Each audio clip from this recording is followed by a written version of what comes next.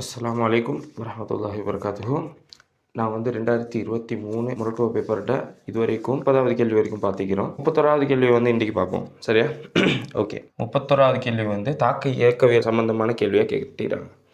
தாக்க இயக்கவியல் தொடர்பான பின்வரும் கூற்றுக்களில் எது அல்லது இவை சரியானவைன்னு கேட்குறாங்க. கூற்று: ஒரு மீள்தாக்கத்தில் ஊக்கியின் பிரயோகம் முத்தாக்க பித்தாக்க வீத மாறிலிகளை அதிகரிக்கின்றது. அந்த கூற்று சரியா? ஒரு மீள்தாக்கில ஊக்கிட பிரயோகம் என்ன செய்யும்டா, முத்தாக்க வீதத்தையும் அதிகரிக்கும், பித்தாக்க வீதத்தையும் அதிகரிக்கும். எப்படி அதிகரிக்கும்? தாக்க நடக்கிறதுக்கான ஏவற் சக்தி குறைந்த மாற்றுப்பாதை வழங்குறதன் மூலம் அந்த முத்தாக்க வீதத்தையும் பித்தாக்க வீதம் ரெண்டையும் அதிகரிக்க போகுது. சரியா? ஓகே. அப்போ அப்படி பார்த்தோம்னா கூற்று வந்து என்ன சரியா வரும். அடுத்தது பி கூற்று: தரப்பட்ட வெப்பநிலையில் தாக்கிக்கூறுகளின் செறிவு அதிகரிப்பானது தாக்கத்தின் மோதல் மீடிறனை அதிகரிக்க செய்யும். அதுவும் சரியா? இப்போ வந்து நான் வந்து கனவெல்லாம் மாற்றாமல் அதுக்குள்ளுக்குள்ள தாக்கிகளில் செறிவை வந்து நாங்கள் அதிகரித்தோம்டா சார்பு நிலையில் ஓரலகு நேரத்தில் நடக்கிற சார்நிலை மோதுகைகளில் எண்ணிக்கை, அதாவது நான் சொல்லுவோம் மோதுகைகள் எல்லாமே விளைவாக மாற்றாது. சரியா? மோதுகைகள் எல்லாமே விளைவாக மாற்றாது. மோதுறது வந்து எப்படி இருக்கணும்டா சரியான இடத்துல போய்த்து மோதணும். சரியா? தாக்கிகள் மோதக்குள்ளையும் அதுக்கான சரியான இடத்துல மோதினா தான் அது வந்து விளைவாக மாற்றக்கூடியது. ஆகவே ஓரலகு நேரத்தில் நடைபெறுற சார்நிலை மோதுகைகள் எண்ணிக்கை, பயனுள்ள மோதுகைகள் எண்ணிக்கையை வந்து அதிகரிக்கும் அப்படின்னு சொல்லலாம். சரியா? பி கூற்றும் என்ன சரியா வரப்போகுது. அடுத்தது சி கூற்று: இடைநிலைகள் ஊக்கிகள் என்பன தாக்க வீத விதிக்கோவையில் இடம்பெறலாம். இடைநிலைகளும் ஊக்கிகளும் வீத விதிக்கோவையில் இடம்பெற மாட்டாது. சரியா? வீத விதிக்கோவையில் கட்டாயம் என்ன, இடைநிலைகளோ ஊக்கிகளோ ரெண்டுமே என்ன செய்யலாம், இடம்பெற இயலாம். ஓகே. அடுத்தது டி: ஒரு தாக்கத்தில் தாக்க ஊடகமாக பயன்படும் கரைப்பானின் பாகுத்தன்மை தாக்க விதத்தில் செல்வாக்கு எதனையும் செலுத்துவது பிளாது என்ன செய்யும்டா, தாக்கத்தில் நடக்கிற அந்த தாக்க ஊடகமாக பயன்படுத்தப்படுற அந்த கரைப்பானிக்கு தானே, அந்த கரைப்பாண்ட பாகுத்தன்மை அதிகரித்த தாக்க வீதம் வந்து குறையும். ஏண்டா அதுக்கு உள்ளுக்கு வந்து தாக்கி மூலக்கூறுகள் வந்து நகர்ற வேகம் வந்து குறைய போகுது. சரியா? பாகுத்தன்மை அதிகரித்த அந்த தாக்கி மூலக்கூறுகள் நகர்ந்து மோதுகைகள் நடக்கிறதுக்கான அந்த வேகம் வந்து என்ன செய்யும், குறைய போகுது. சரியா? அப்போ அப்படி பார்த்தோம்னா சி கூற்றும் பிழை, டி கூற்றும் பிழையாக வரப்போகுது.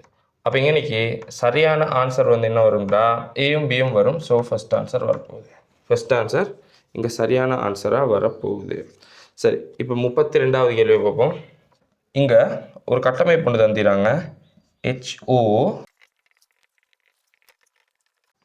சரி, இங்கே பாருங்களேன். இப்போ இங்கே வந்து இந்த கட்டமைப்பு தந்துருக்கு சொல்கிறாங்க. இதை HBRோட தாக்கம் அடைஞ்சு வார P வந்து பிரதான விளைவா. சரியா? HBRோட தாக்கம் அடைஞ்சேன்னா உங்களுக்கு தெரியும், 2 கட்டமைப்பு மெயினாக வரும். அப்படின்னு என்ன, ஒரு HBR ஒன்று தாக்கம் அடையக்குள்ள ஹைட்ரஜன் குறைஞ்ச கார்பனோட என்ன செய்யும், போய்த்து BR இணையும். பொதுவாக நீங்கள் பார்க்குறேன்டா, ஹைட்ரஜன் குறைஞ்ச கார்பனோட BR இணையும், ஹைட்ரஜன் கூட்டின கார்பனோட ஹைட்ரஜன் இணைய போகுது. சரியா? அதுதான் நான் வந்து நோமலாக பார்க்குறது. ஆனால் பொதுவாக அதை டீப்பாக நாங்கள் போய்த்து பார்த்தோம்டா அது எதை வச்சு நாங்கள் முடிவெடுப்போம்டா, அந்த கார்போகட்ரைன் இடைநிலையாக உருவாகிற அந்த கார்போகட்ரைன் உறுதியை வச்சு தான் நாங்கள் என்ன செய்வோம், எந்த கார்போகட்ரைன் உறுதி கூடையோ அதுதான் உருவாகும். சரியா? அந்த கார்போகட்ரைன் தான் அதிக அளவு உருவாக போகுது. சரியா? அதை வச்சு தான் நாங்கள் முடிவெடுப்போம் எந்த இடைநிலை வந்து அதிக அளவு உருவாகும், எந்த அயன் வந்து நடுவில் உருவாகும் கூட அதிக அளவு உருவாகும் அப்படின்னு முடிவெடுப்போம். சரியா? இப்போ இங்கே பார்ப்போம். இங்கே இந்த கார்போகட்ரைன் இப்போ டபுள் பாண்ட் கார்பன் இருக்குதுன்னு, இதில் எந்த கார்போகட்ரைன் மிகவும் உறுதி கூட்டினது அப்படின்னு போகும். ஃபஸ்ட்டாக இங்கே வந்து பென்சீனோட இணைஞ்சிற கார்பன் வந்து நேரேற்றப்பட்டான்டா, பென்சீனோட இணைஞ்சிற அந்த கார்பன் வந்து நேரேற்றம், ஹைட்ரஜன் இன்னைக்கு வந்து கார்பன் வருது, இன்னைக்கு வந்து நேரேற்றப்பட்டன்னு வைங்களேன். இது நேரேற்றப்பட்டான்டா, இன்னைக்கு வாரது வந்து இப்படி கூண்டா, இதில் வந்து இப்படி வருது கார்பன் அதே மாதிரி CH3 வருமே, CH3. சரி, இப்போ வந்து இதுக்கு வந்து ப்ளஸ் வருது. சரி, ஓகே. அப்போ இதில் பாருங்களேன், இங்கே உருவாகிறது வந்து ஒரு புடை கார்போகட்ரைன். இங்கே வந்து நோமலாக பார்த்தோம்டா இது ஒரு வலி கார்போகட்ரைன் மாதிரி விளங்கும். சரியா? வலி கார்போகட்ரைன் தான். ஆனால் இதுக்கு சைடில் உள்ளதுன்னா பரிவு வருதுன்னா, இதில் வந்து பரிவு வருது. ஸோ இது வந்து வளமையாக பார்க்கக்குள்ள கார்போகட்ரைன் உறுதியில் பார்க்கக்குள்ள முதல் கார்போகட்ரைனை விட வலி கார்போகட்ரைன் உறுதி கூட, அதை விட புடை கார்போகட்ரைன் உறுதி கூட, அதை விட பரிவுக்கு வந்து நல்ல அதிக அளவு உறுதி அதிகமாக காணப்படும். சரியா? அப்போ அப்படி பார்த்தோம்டா இங்கே வந்து உறுதி வந்து நல்ல கூடியாகிறது, இதுக்கு தான் வரும். சரியா? இதுக்கு தான் உறுதி வந்து நல்லா அதிக அளவு வரும். ஆகவே இந்த கார்போகட்ரையன் உருவாகிற இடைநிலை தான் அதிக அளவு வரப்போகுது தாக்கத்தில். சரியா? அப்போ அப்படி பார்த்தோம்னா இது ஏ கூற்று வருமா? ஏ வந்து வரப்போகுது. ஏல பாருங்களேன். அடுத்து இன்னொன்று இங்கே பார்ப்போம். HBRோட தாக்கத்தில் இன்னைக்கு வந்து என்ன நடக்கும்? கருநாட்ட பிரதியீட்டு தாக்கம் நடக்கும் அதே நேரம். அப்போ OH வந்து பிரதியிடப்படும் BRஆல். அப்போ அதுலேயும் இடைநிலை என்ன உருவாக போகுது? CH2+ உருவாகும். CH2+ வந்து இடையில உருவாகும். CH2+ வந்து இடையில உருவாக போகுது. இதுவும் எப்படியானதுண்டா உறுதி கூட்டினது. ஏன்டா இதுவும் ஒரு பரிவு நடக்கக்கூடிய கார்போகட்ரையனாக நடக்க போகுது, காணப்பட போகுது. ஆகவே இதுவும் 2 படியில் தாக்கம் நடக்கும். ஸோ இதுவும் என்ன இடைநிலையே உருவாகும். சரி, இப்போ ஏ கூற்று வந்து சரியா? ஏ கூற்று வந்து சரியாக வரப்போகுது. ரெண்டாவது பி கூற்று வந்து பியும் வரும், ஆனால் பிரதான விளைவாக வராது. பாருங்கள், அதில் வந்து வாரது வந்து புடை கார்போகட்ரையன் தான் அதிக அளவு வரன்ற மாதிரி இல்லையா சொல்லிக்கு நாங்கள் பார்த்தோம். என்ன இந்த கார்போகட்ரையன் தான் அதிக அளவு உருவாகும். சரியா? இந்த கார்போகட்ரையன் தான் அதிக அளவு உருவாக போகுது. ஸோ இன்னைக்கு வந்து அந்த பி கூற்றை வந்து நாங்கள் வந்து எடுக்க இயலாம், பியை வந்து எடுக்க இயலாம். அடுத்தது சி பார்ப்போம். சிலையும் எங்கே பாருங்கள் புடை கார்போகட்ரையன் உருவாகி புடை கார்போகட்ரையன் எங்களுக்கு எடுக்கலுமா? இயலாம். ஸோ அதுவும் வராது. அடுத்தது டியில் டி வந்து BR- வந்து BR- உருவாகும் தானே எப்படியுமே. BR- கட்டாயம் பிரிகை அடைஞ்சு BR- தான் என்ன செய்ய போகுது? இங்கேயும் பிரதியிடப்படும், இங்கேயும் பிரதியிடப்பட போகுது. ஸோ இங்கே வந்து என்ன? இன்னைக்கு கூட்டல் தாக்கத்தில் ஈடுபடும், இனி வந்து பிரதியீட்டு தாக்கத்தில் ஈடுபட போகுது. ஸோ இனி வந்து BR- வரும், BR- வரப்போகுது. ஸோ இன்னைக்கு ஏயும் டியும் மட்டும்தான் சரியான ஆன்சராக வரும். ஸோ 4th ஆன்சர் வரும். 4th ஆன்சர் வரப்போகுது. 34வது கேள்வியில் 3D மூலகங்கள் அவற்றின் சேர்வைகள் தொடர்பான பின்வரும் கூற்றுக்களுள் எது அல்லது எவை சரியானவை கேட்டீங்க. பார்ப்போம். ஏ கூற்று COCl4 அயனின் நீர்க்கரைசலினை நீர் சேர்த்து ஐதாக்கும் போது மென்சிவப்பு நிறக்கரைசல் விளைவாக பெறப்படும் அப்படின்னு சொல்லி அந்த கூற்று சரியா? COCl4 வர்றது வந்து என்ன? COCl4 இது ஒரு நீல நிற சிக்கலாயினாக காணப்பட போகுது. இதுக்கு வந்து நாங்கள் வந்து நீர் சேர்த்துண்டா இது வந்து நீர்க்கரைசலாக மாறும். ஆகவே COH2O 6 times 2+ மாறப்போகுது. சரியா? ஓகே. அப்போ வந்து இது வந்து என்ன? நீல நிறமாக காணப்படும். இது வந்து மின் சிவப்பு நிறம், பிங்க் கலராக வரப்போகுது, பிங்க் கலராக காணப்பட போகுது. சரியா? ஓகே. அப்போ வந்து இங்கே வந்து ஏ கூற்று சரி. அடுத்தது பி கூற்றை பார்ப்போம். நிக்கல், கேட்மியம் ஆகிய உலோகங்கள் மீள புதுப்பிக்கக்கூடிய ரீசார்ஜபிள் பேட்டரிஸ் மின்கலங்களின் உருவாக்கத்தில் பயன்படுத்தப்படுகின்றது. அந்த கூற்றும் சரியா? நிக்கல், கேட்மியம் ரெண்டுமே ரீசார்ஜபிள் பேட்டரிஸில் அதிக பயன்படுத்தப்படும். அதோட லித்தியம் பயன்படுத்தப்படுற லித்தியம் அயன் பேட்டரின்போம். ஸோ அதோட வாரது வந்து பி கூற்று வந்து என்ன சரியாக வரப்போகுது. ஓகே. அடுத்த சி கூற்று O2வினால் SO2 SO3 ஒட்சியேற்றம் செய்வதில் V2O5 ஆனது ஒரு ஏவல் சக்தி குறைந்த மாற்று தாக்கப்பதனை வழங்குகின்றது. சரி, அந்த கூற்று பார்ப்போம். SO2க்கு என்ன செய்வோம்டா? O2 இது வந்து H2SO4 உற்பத்தியில் வந்து நான் பார்க்கல, தொடுகை முறை H2SO4 உற்பத்தியில் பார்ப்போம். SO2 O2ஓட தாக்கம் அடைஞ்சு மீளும் தாக்கத்தில் SO3 உருவாக்குவோம். இன்றைக்கு வந்து நாங்கள் என்ன செய்வோம்டா? V2O5 வந்து ஊக்கியாக பயன்படுத்துவோம். சரியா? இந்த தாக்கம் நடக்கிறதுக்கு வந்து கண்டிஷனிக்கு நான் கட்டாயம் 450°C வந்து வெப்பநிலை கொடுக்கணும் ஒரு ATM அமுக்கத்தில். சரியா? அப்போ தான் இந்த தாக்கம் நடக்கும். சரி, இப்போ இதில் V2O5 ஆனது ஒரு ஏவல் சக்தி குறைந்த மாற்றுப்பாதையினை வழங்குகின்றது அப்படின்னு சொல்லி இது வந்து இங்கே V2O5 வந்து இங்கே ஒரு ஊக்கியாக பயன்படுத்தப்படுது அப்படின்னு சொல்கிறதுக்காக தான் அவங்க அந்த வார்த்தையை வந்து பாவிச்சு இருக்கிறாங்க. சரியா? ஸோ சி கூற்று வந்து இங்கே சரியாக வரப்போகுது. அடுத்த டி கூற்று செப்பினை காட்டிலும் மெங்கனீஸின் மின்னெதிரி இயல்பு உயர்வானது.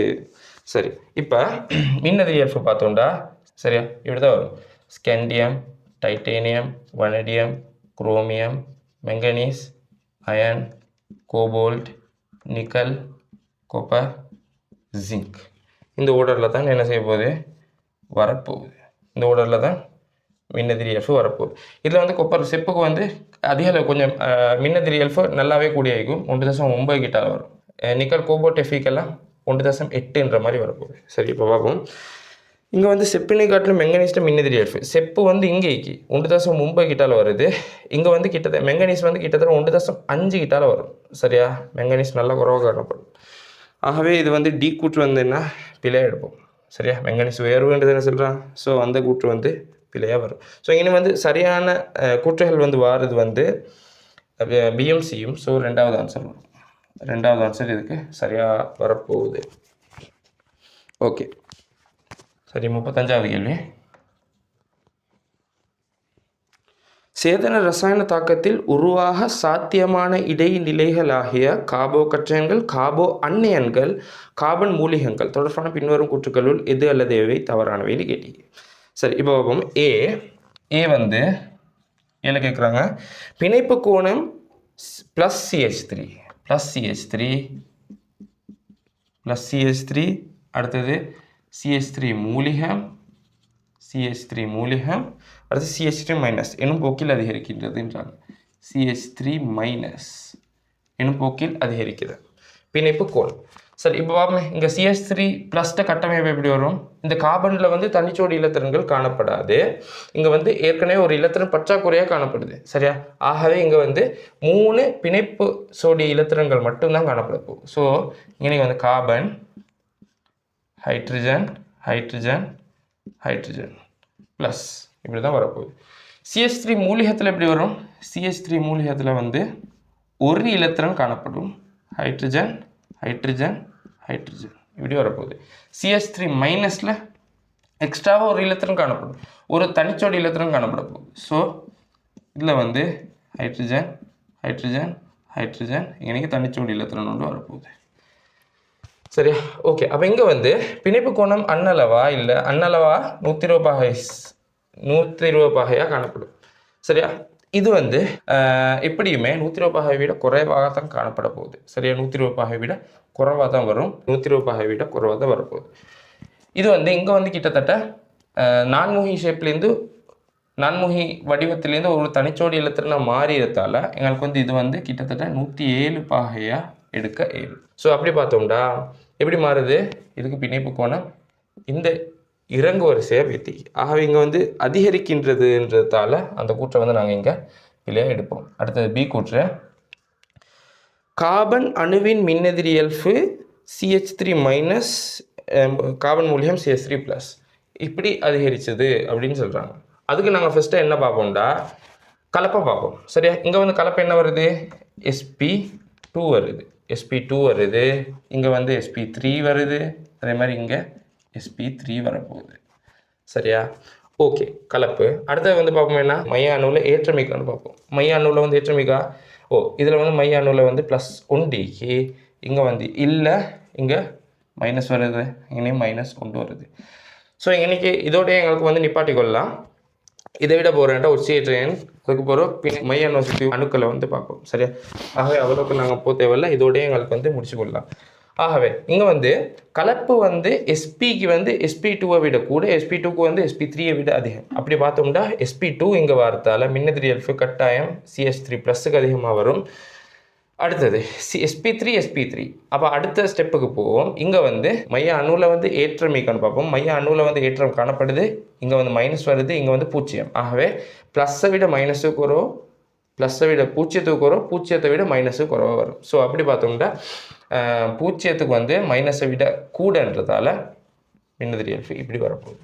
ஸோ இங்கே சொல்லிடுற மாதிரி CH3 ப்ளஸுக்கு வந்து அதிகம், அதை விட கொஞ்சம் CH3 மூலிகத்துக்கு வரும், CH3 மைனஸுக்கு வந்து அதை விட நல்லா குறைவாக வரும். ஸோ அந்த கூற்று வந்து சரியாக வரும். அடுத்து சி கூற்றில் வந்து கார்போகற்றயன்கள், கார்போ அன்னியன்கள் பல்லின பிளவினூடாக உருவாகும் எனினும் கார்பன் மூலிகங்கள் ஓரின பிளவினூடாக உருவாகின்றது. சரி, இப்போ ஓரின பிளவு, பல்லின பிளவு. ஓரின பிளவுண்டா பிணைப்பில் உள்ள 2 இலத்திரன்களும் ஒவ்வொரு அணுக்களை நோக்கி போகிறது. சரியா? ஒவ்வொரு அணுக்களை நோக்கி போகிறதுக்கு தான் நாங்கள் என்ன சொல்லுவோம், ஓரின பிளவுண்டு. இப்போ இதாண்டு இதில் வாரது வந்து என்ன, மூலிகங்களாக வரப்போகுது. சரியா? பல்லின பிளவுண்டா நாங்கள் வந்து CDEக்குன்னு வைப்போமே. இதில் வந்து 2 இலத்திரன்களும் வந்து ஒரு அணுவை நோக்கி போகிறது. அதுக்கு தான் நாங்கள் என்ன சொல்லுவோம், பல்லின பிளவுண்டு.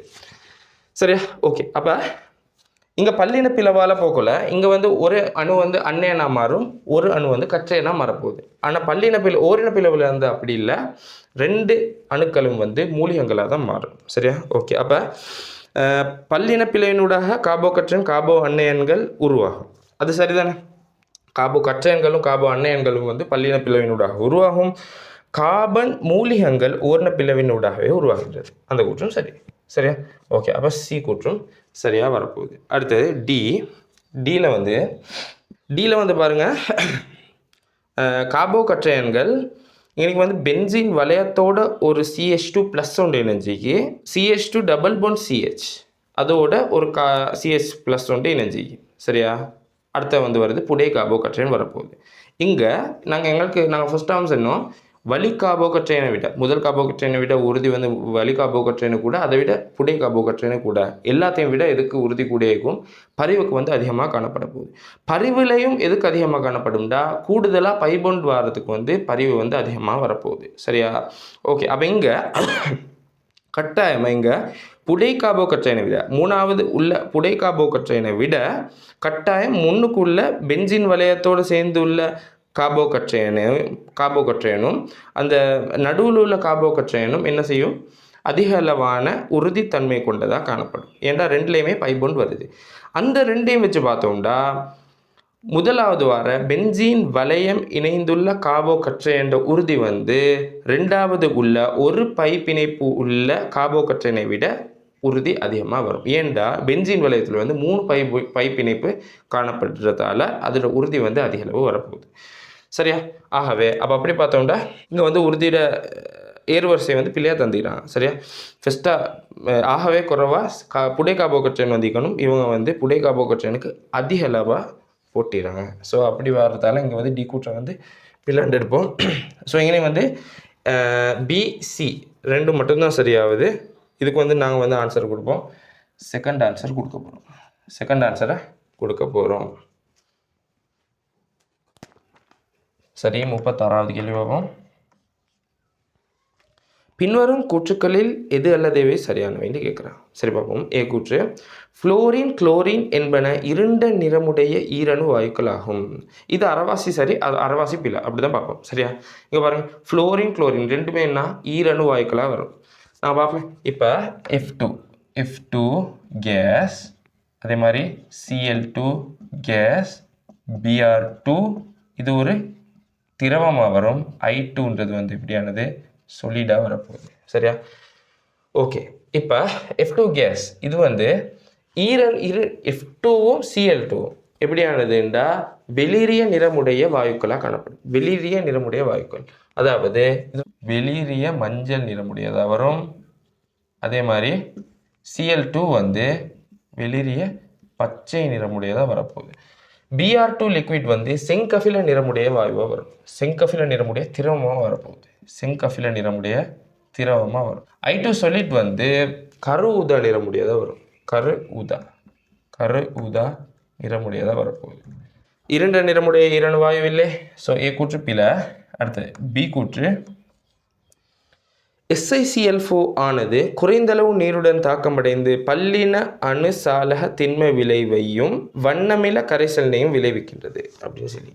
SiCl4 மட்டுப்படுத்தப்பட்ட நீர், மட்டுப்படுத்தப்பட்ட லிமிட்டட் H2O போட்டுன்னு நீரோட தாக்கினடா என்ன செய்யும்டா SiO2வும் HClலும் உருவாகும். சரியா? இதுதான் என்ன பல்லின அணுசாலகமாக காணப்படும் SiO2ன்றது. இது வந்து வண்ணமிலமாக வரப்போகுது. ஸோ அப்படி பார்த்தோம்னா பி கூற்று வந்து சரியாக வரும். இதுக்கு நான் வந்து மிகையா நீர் போட்டோம்டா SiO2 உருவாகாது. அதுக்கு பதிலாக H2SiO3 சக HCl உருவாகும். H2SiO3 சக HCl உருவாக போகுது. சரி, இப்போ ஓகே, சி கூற்றுக்கு வரும். பொருத்தமான வெப்ப அமுக்க நிபந்தனைகளை பிரயோகிப்பதன் மூலம் கந்தகத்தின் பளிங்குறு திருப்ப வடிவங்களை ஒன்றிலிருந்து இன்னொன்றாக மாற்ற முடியும் அப்படின்னு சொல்லி. சரி, இதில் நான் மெயினாக பார்க்குற கந்தகத்தில் பிற திருப்பங்களில் நாங்கள் மெயினாக பார்ப்போம் என்ன, சாய் சதுர கந்தகத்தை பார்ப்போம். அடுத்தது என்ன ஒரு சரிவு கந்தகத்தை பார்க்க போகிறோம். சரியா? இப்போ பாருங்களேன், இப்போ சாய் சதுர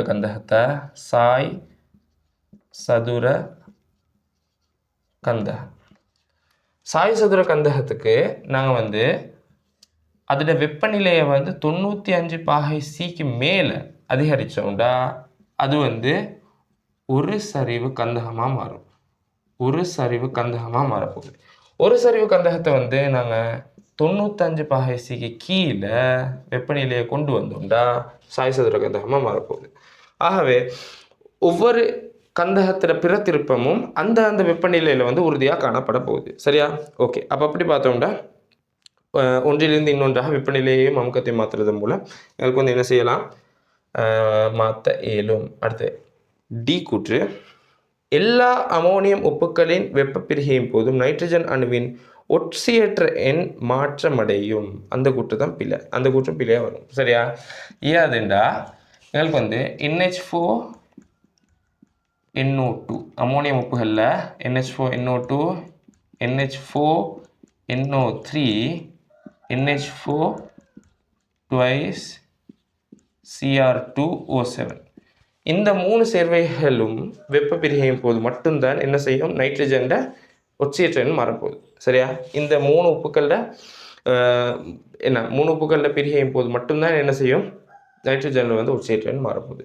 ஆகவே இங்கே வந்து சொல்லிக்கன்னா நைட்ரஜனோட ஒற்சியற்ற எண் வந்து எல்லா சேர்வைகள்டையும் வெப்ப பிரிகையும் போதும் இதாகும்னு சொல்லி. ஆகவே அப்படி வராது. ஸோ அந்த கூற்று வந்து பிழையாக வரும்.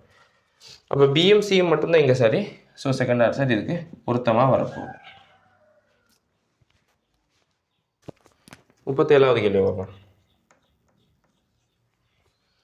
பூகோள வெப்பமாதல் தொடர்பான பின்வரும் கூற்றுக்களில் எது அல்லதுவை சரியானவைன்னு கேட்குறாங்க. நீர் சார்ந்த விவசாயமும் விலங்கு வேளாண்மையும் பூகோள வெப்பமாதலுக்கு காரணமாகின்றது. பூகோள வெப்பமாதலுக்கு காரணமான வாயுக்களை பார்த்தோம்னா நாங்கள் பார்ப்போம். CH4 மெத்தேன் கேஸ் வரும். அடுத்தது N2O வரும். N2 கேஸ் வரும். CO2 கேஸ் வரப்போகுது.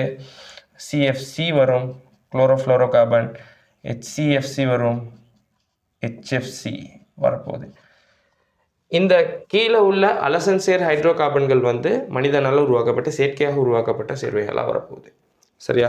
ஓகே. இங்கே இந்த CH4 கேஸுக்கு தானே இது வந்து எப்படியானதுண்டா இந்த தாவர உண்ணிகளாக காணப்படுற ஆடு மாடுகள் அதுகள் வந்து அந்த தாவரத்தை உள்ளே எடுத்தோன்னே காற்றின்றிய பிரிகையாக்கத்தின் மூலம் பாக்டீரியாக்களால் CH4 கேஸ் வந்து என்ன உருவாக்கப்பட போகுது. அது மட்டும் இல்லாமல் அந்த நீர்த்தேக்கங்கள், அதாவது நீர் தேங்கியுள்ள இடங்கள், சதுப்பு நிலங்களாக இருக்கலாம், வயல்வெளிகளாக இருக்கலாம், அங்கே இருந்தும் CH4 கேஸ் வந்து வெளியேற்றப்பட போகுது. ஸோ மெயினாக வந்து அந்த இடங்கள்லேருந்து இப்படியான காரணிகளால் CH4 கேஸ் வந்து வெளியேற்றப்படும். ஆகவே அதால் நீர் சார்ந்த விவசாயம், அதாலேயும் விலங்கு வேளாண்மையாலையும் பூகோள வெப்பமாதல் வந்து CH4 கேஸ் வந்து பங்களிப்பு செலுத்துது பூகோள வெப்பமாதலுக்கு. ஸோ ஏ கூற்று வந்து என்ன சரியாக வரும். ஏ கூற்று வந்து சரியாக வரப்போகுது. அடுத்தது பி கூற்றை பார்ப்போம். புவியில் உள்ள உயிரங்கிகளின் பரம்பலினை பாதிக்கின்றது. அந்த கூற்றும் சரி. சரியா? புவியில் உள்ள உயிரங்கிகளோட பரம்பல் எப்படி பாதிக்கும்டா இங்கே பாருங்களேன், பூகோள வெப்பமாதலால் நடக்கிற நிறைய விளைவுகள் காணப்படுது. என்ன நடக்கும், துருவ பிரதேசத்தில் உள்ள பனிப்பாறைகள் உருக போகுது. அப்படி உருகிறதால என்ன செய்யும், துருவ பிரதேசத்தில் காணப்படுற உயிரங்கிகளுக்கு வந்து அந்த வாழ்க்கை கோலம் வந்து மாறப்போகுது. சரியா? அதுக்கு வந்து அங்கே வந்து நிலைச்சிருக்க இயலாம போகுது. அடுத்து வந்து சூறாவளி, டொனேடோ போன்ற இயற்கை அனர்த்தங்கள் ஏற்பட போகுது. சூறாவளி, டொனேடோ அப்படின்ற இயற்கை அனர்த்தங்கள் ஏற்படும். அது மட்டும் இல்லாமல் வறட்சி உருவாகும், வெள்ளப்பெருக்கு உருவாக போகுது. ஸோ இது வந்து என்ன செய்யும்டா பூகோள வெப்பமாதலுக்கு காரணமாக பூகோள வெப்பமாதல விளைவுகளாக இந்த விஷயங்கள் வந்து நடக்க போகுது. ஆகவே இங்கே வந்து என்ன செய்யும், உயிரங்கிகள பரம்பலை வந்து இது வந்து கட்டாயம் பாதிக்க போகுது. சரியா? ஓகே. அடுத்த CFCக்கு மாற்றீடாக பயன்படுத்தப்பட்ட HFC பூகோள வெப்பமாதலுக்கு காரணமாக அமைவதில்லை. பில HFCயும் என்ன பூகோள வெப்பமாதலுக்கு காரணமாக அமையும். CSC, HFC இதெல்லாம் பூகோள வெப்பமாதலுக்கு காரணமாக அமையும். இந்த அலசன்சேர் ஹைட்ரோ கார்பன்களில் வந்து நாங்கள் பார்ப்போம் HF4 பார்ப்போம்.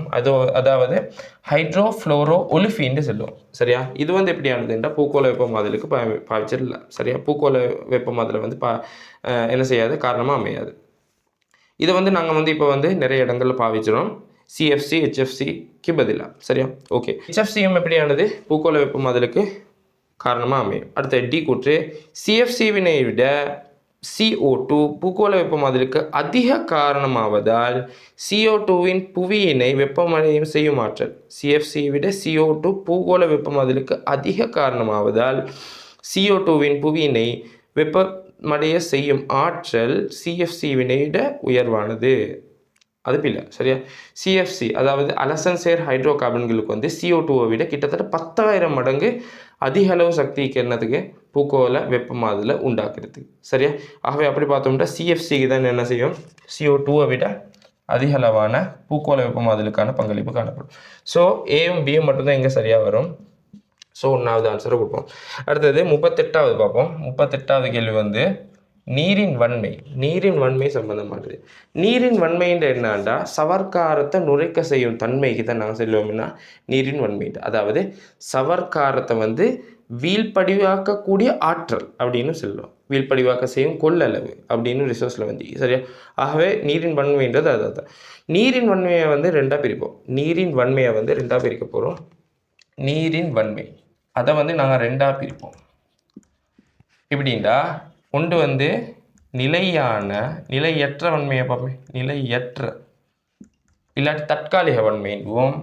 இது வந்து நிலையான வன்மைன்னு சொல்லுவோம். நிலையற்ற வன்மைண்டா அதாவது தற்காலிக வன்மைண்டா என்ன செய்யும்டா மெக்னீசியம் LCm2+, அதே மாதிரி Al3+, Fe2+, Mn2+.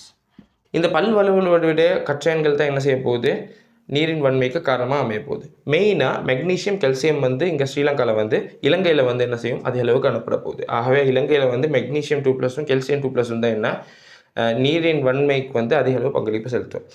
இந்த பல்வலுவலுடைய கற்றையன்கள் வந்து கற்றையன்களோட அளவு வந்து கெல்சியம் 2+, கார்பனேட்டுக்கும் CO3 2- பைகார்பனேட் அந்த அளவை விட குறைவாக காணப்பட்டால் இதுக்கு வந்து செல்வோம்னா நிலையற்ற வன்மைட்டு சரியா. இதால் என்ன செய்யும்டா இப்போ மெக்னீசியம் 2+ செய்ய இருப்போமே இது வந்து மெக்னீசியம் கார்பனேட்டாக மாறும். மெக்னீசியம் கார்பனேட்டாக மாறி வீழ்படிவாகிறதால எங்களுக்கு வந்து அகற்ற இயலுமா வரும் சரியா. இதுக்கு நாங்கள் சொல்லுவோம் நிலையற்ற வன்மைட்டு.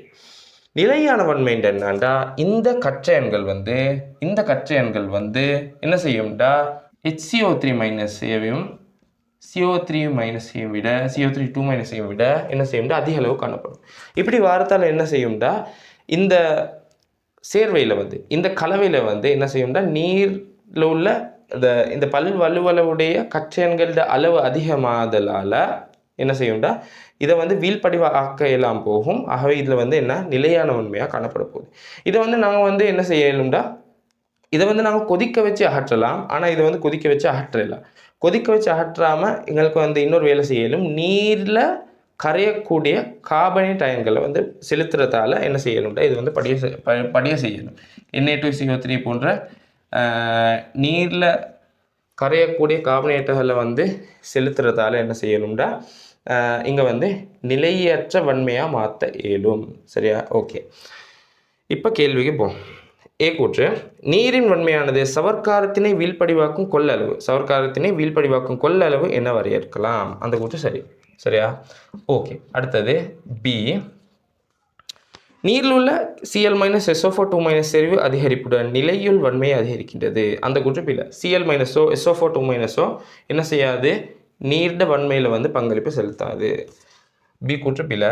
அடுத்தது சி கூற்று கூடுதல் நீரில் உள்ள பல்வலுவலுள்ள உலோக கற்றையன்களுடன் அயன்களின் மொத்த செறிவும் கூடுதலான செறிவில் இரு கார்பனேட் அயன்கள் உள்ள நிலையிலே தற்காலிக வன்மையாகும். அந்த கூற்று சரி. நாங்கள் ஃபஸ்ட்டாக சொன்னது தான் தற்காலிக அல்ல நிலையற்ற வன்மைன்றது வந்து CO3 HCO3 அந்த 2 செறிவு வந்து பல்வலுவலுடைய கற்றையன்களை விட அதிக அளவாக காணப்படும். அப்படி காணப்பட்டால் தான் என்ன நிலையற்ற வன்மை வந்து உருவாக போகுது. ஆகவே சி கூற்று சரி. டி கூற்று நீரின் நிலையுள்ள வன்மையினை நீரினை கொதிக்க வைத்து வடிகட்டுவதன் மூலம் இலகுவாக ஆற்றலாம். அந்த கூற்று தான் பிள்ளை சரியா. இங்கே வந்து நிலையான வன்மையை வந்து இலகுவாக கொதிக்க வச்சு அகற்ற இயலா. அதுக்கு வந்து கட்டாயம் நாங்கள் எக்ஸ்ட்ராவாக என்ன போடணும் Na2CO3 போன்ற நீரில் கரையக்கூடிய கார்பனேட் அயன்களை சேர்த்து அதன் மூலமாக கார்பனேட் அயன்களோட செறிவை அதிகரித்து அதால் நாங்கள் வந்து கொதிக்க செஞ்சு அகற்றுவோம் சரியா. ஓகே, அப்போ டி கூற்று வந்து பிள்ளை கொதிக்க வச்சு மட்டும் அகற்ற முடியாது. ஏசி மட்டும்தான் சரி. ஸோ இதுக்கு 5th ஆன்சர் வரும். 5th ஆன்சர் இதுக்கு சரியாக வரப்போகுது. 39வது கேள்வி. ஒரு மின்பகுப்பு செயற்பாட்டில் மின்வாய்களில் படிவிக்கப்படும் அல்லது விடுவிக்கப்படும் பதார்த்தத்தின் திணிவு பின்வரும் எதனுடன் மாற்றமடையும் அப்படின்னு சொல்லி பார்ப்போம். இப்போ பாருங்களேன், இப்போ வந்து ஒரு மின்வாய் ஒன்றில் நடக்கிற தாக்கத்தின் மூலம் விடுவிக்கப்படும் அல்லது படிகிற பதார்த்தத்தோட அளவு எதில் தங்கிக்கும்டா அந்த பதார்த்தத்தினூடாக செல்கிற மின்கணியத்தில் தங்கிக்க போகுது. சரியா?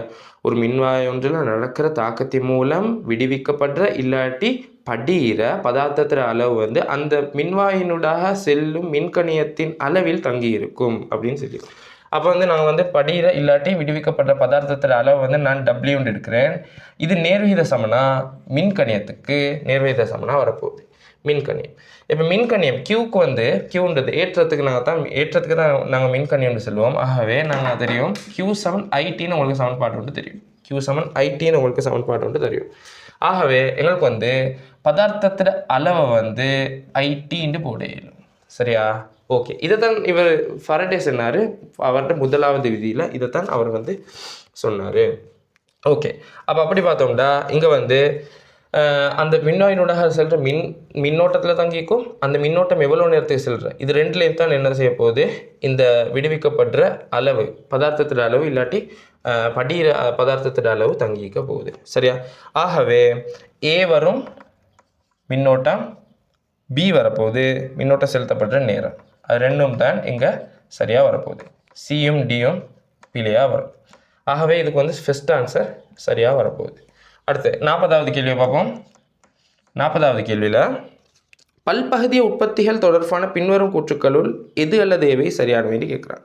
சரி, இங்கே வரையறுக்கப்பட்ட மீளியல் உடைய பல்பகுதிய பதார்த்தங்கள் ரப்பர் எனப்படும். இல்லை, வரையறுக்கப்பட்ட மீளியல் உடைய பல்பகுதிய பதார்த்தங்களுக்கு நாங்கள் சொல்லுவோம் பிளாஸ்டிக்னு. சரியா? அதிக அளவு மீள்தன்மை கொண்ட பல்பகுதியங்களுக்கு நாங்கள் சொல்ல போகிறோம் ரப்பர்ன்ட்டு. சரியா? ஓகே, அப்போ அப்படி பார்த்தோம்டா வரையறுக்கப்பட்டதுக்கு வந்து நாங்கள் என்ன சொல்லுவோம் பிளாஸ்டிக்னு. ஸோ அந்த கூற்றை வந்து பிளான் எடுப்போம். அடுத்து பி கூற்று, பொலி எத்திலீன் டெரித்தலேட் ஒரு பிளாஸ்டிக் வகை பல்பகுதியமாகும். சரி, இப்போ நாங்கள் வந்து பொலி எத்திலீன் டெரித்தலேட்னு என்ன எதுக்கு சொல்லுவோம்டா, இந்த பென்சோயிக் ஆசிட்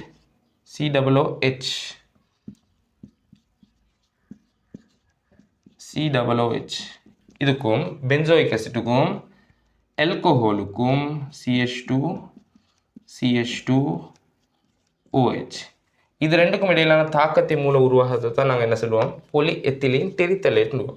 அதாவது COO பென்சீன், அடுத்து என்ன வரும் COO CH2CH2O வரப்போகுது. சரியா? இதுக்கு தான் நாங்கள் என்ன சொல்லுவோம் பொலி எத்திலீன் டெரித்தலேட்னு. சரியா? ஓகே, அப்போ இது வந்து எப்படியானதுன்ற ஒரு பிளாஸ்டிக் வகை பல்பகுதியமாக வரப்போகுது. சரியா? பிளாஸ்டிக் வகை பல்பகுதியமாக வரப்போகுது. அடுத்தது சி கூற்று, கூட்டல் பல்பகுதியத்தின் ஒரு பகுதியத்தின் திணிவும் மீண்டு வரும் அலகின் திணிவும் சமனானது. அந்த கூற்று சரி. கூட்டல் பல்பகுதி என்று வரக்குள்ள மட்டும்தான் என்ன அதில் ஒரு பகுதியமும் பல்பகுதியமும் சமனாக வரும். உதாரணத்துக்கு எடுங்களேன், இப்படி எடுப்போம் CH2CHX டபுள் பாண்ட். இது வந்து என்ன ஒரு பகுதியம். இது எனக்கு வந்து ஒரு பாண்ட் இல்லாமல் வைத்து இப்படி வந்தேன்னா பல்பகுதியம். இது ரெண்டுடையும் கூட்டல் பல்பகுதியத்தில் வந்து என்ன நீரகற்றல் நடக்காது. ஒடுங்கல் பல்பகுதியத்தில் வந்து நீரகற்றல் நடக்கும், இல்லாட்டி வேறு சேர்வைகள் வந்து வெளியேறும். அப்போ அப்படி வெளியேறதால எங்களுக்கு வந்து பல்பகுதியமும் ஒரு பகுதியத்திடையும் என்ன மூலக்கூட்டு திணிவுகள் சமனாக வரும் அப்படின்ட்டு சொல்ல இயலாம். ஆனால் இங்கே வந்து எங்களுக்கு செல்ல இயலும் கூட்டல் பல்பகுதி என்றதால. சரியா? ஓகே, அப்போ அப்படி பார்த்தோம்னா சி கூற்று சரி. அடுத்த டி கூற்றில் கேட்குறாங்க.